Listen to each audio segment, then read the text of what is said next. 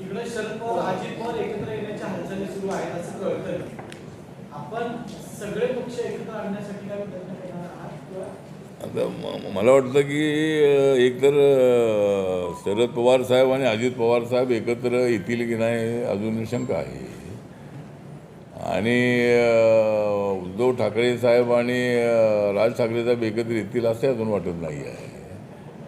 आणि आम्ही तर एकत्र येऊ असं कोणालाच वाटत नाही आहे. त्यामुळं पण जर एकत्र येत असतील तर माझी भूमिका आहे की जर ते एकत्र येऊ त्यांना नाही येऊ, पण आम्ही एकत्र आलो पाहिजे.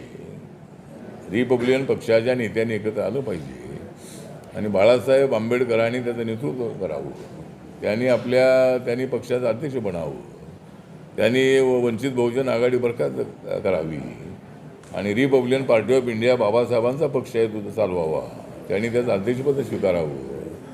त्यांच्या नेतृत्वाखाली काम करण्याची माझी तयारी आहे. सर्व गटांनी आपले गट बरखास्त करून प्रकाश आंबेडकरांच्या नेतृत्वाखाली सगळ्यांनी जर एकत्रितता येण्याचा निर्णय घेतला तर एक महाशक्ती आपली चांगली उभी राहू शकते.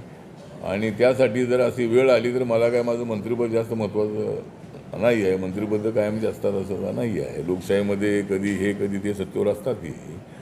त्यामुळं समाजाचं ऐक्य माझ्यासाठी अत्यंत महत्त्वाचं आहे. त्यामुळं जर पण ते प्रकाश आंबेडकर आणि मी एकत्र आल्याशिवाय लोकांना ऐक्य वाटत नाही आहे. त्यामुळं बाळासाहेबांनी जर थोडा लीड घेतला तर मला वाटतं समाजाचं ऐक्य होऊ शकतं आणि त्यासाठी माझी भूमिका पॉझिटिव्ह आहे. चला.